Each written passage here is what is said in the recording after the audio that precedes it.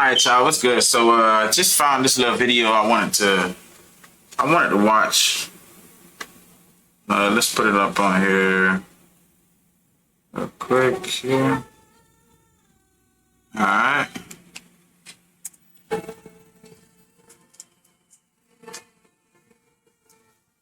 It looks like this is where they're approving everybody.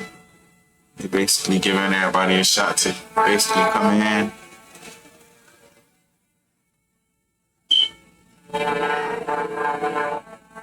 Basically join the army.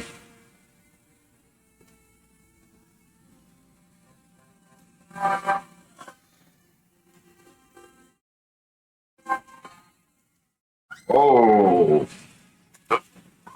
I ain't gonna lie.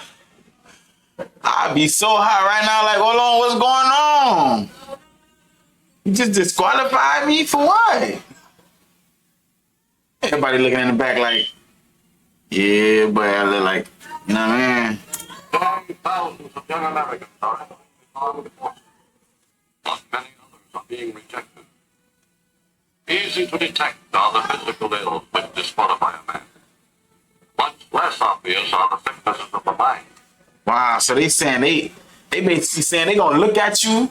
They gonna look at you and say, well, you don't fit it. You can't basically, you're not fit for the job. You know what I mean? So you can't serve our country. That's tough. That's tough. They are fully as brave and as alarming. Rejected by the armed forces, an emotionally unstable individual is turned back into society to become lost again. One among the nearly 7 million Americans suffering from some form of emotional or mental ill health. Today, mental illness is by way of becoming America's #1 health problem. For years, what was called insanity was regarded as a problem for each state to solve as best it could. In nearly all state mental hospitals, little more than custodial care was provided. Few who were committed. Think about it. Think about it. If this is basically the only way you will be able to provide for your family, you have to join the army. You have to serve your country. You have to serve this country for a purpose. So with the men and people that got rejected, wow, like imagine, like that's a mental stress. That's a mental stress. Like, that's what I'm saying. I partially kind of go through that because it's like, now you realize, oh, you have an opportunity. Not to say you don't, but it's like even the people that got disqualified off of, hey, you don't fit the description because you look wimpy right now. You can't do 30 push-ups. So you get disqualified like that. It's gonna bring mental health issues when you get back into the real world, because now it's like, okay, you gotta work a job and do the normal stuff when really it's none of that and it's a war going on. So what you want me to do? Hope to return to society.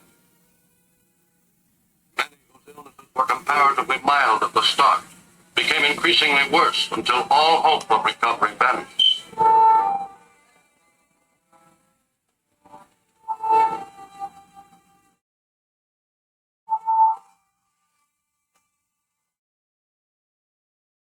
Shocked by the appalling percentage of the emotionally unstable revealed by the World War II draft figures, Congress in 1946 passed the National Mental Health Act, which recognized for the first time that mental illness was a national problem.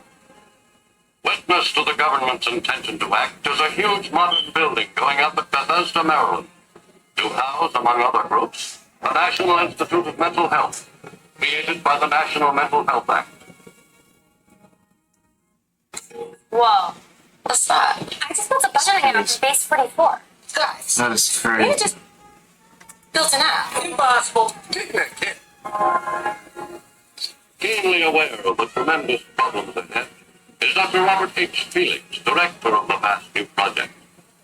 A primary objective of the National Mental Health Program is to increase our fund of scientific knowledge about mental health and about mental illness.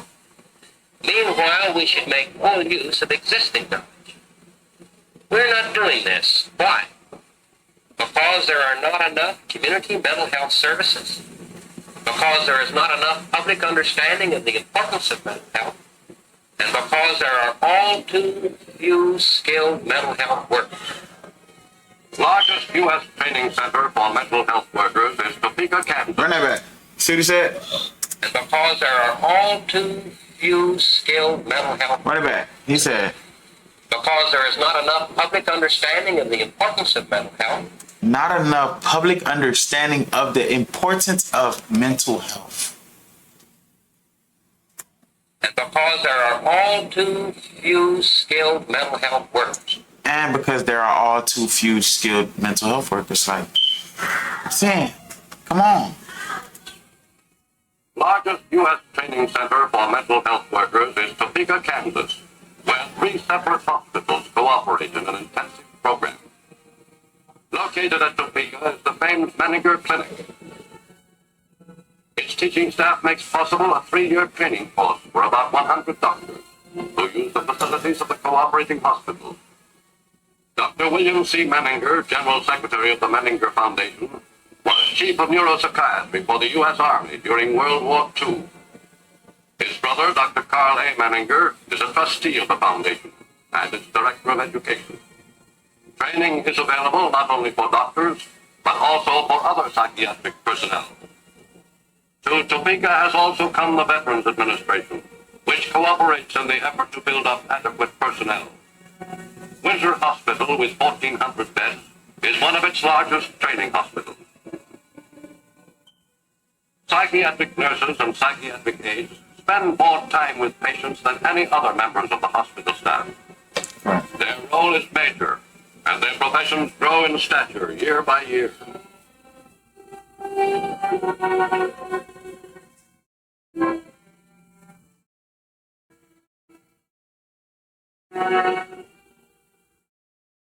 Who in the past mainly acted as guards, today take a helpful part in the therapy which is designed to bring disturbed patients back to reality.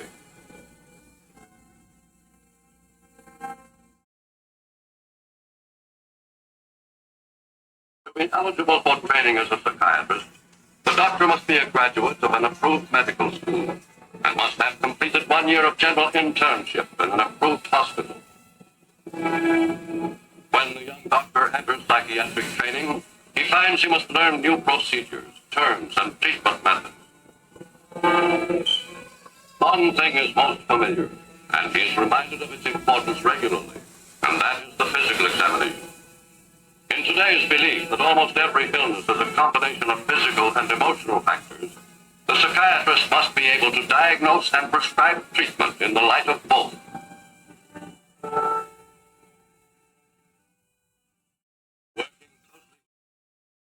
Is the clinical psychologist who contributes special skills and knowledge to the diagnosis and treatment of mental and emotional disorders. While the psychiatrist seldom gives these tests, which determine a patient's mental capacity and provide understanding of his mental problems, he must have a working knowledge of them and their evaluation.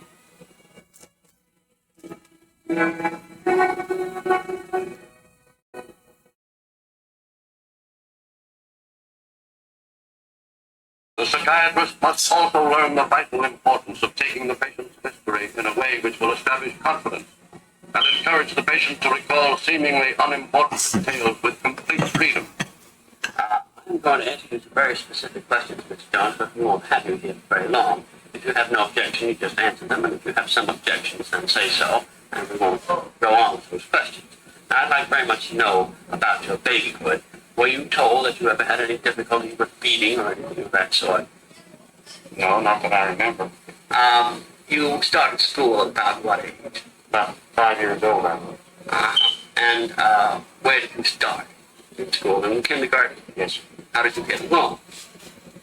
Well, fine as well as I remember. Mm-hmm. Did you have any particular teachers that you liked? Anything of the sort? I liked all my teachers except one. I remember. What was the trouble with this one?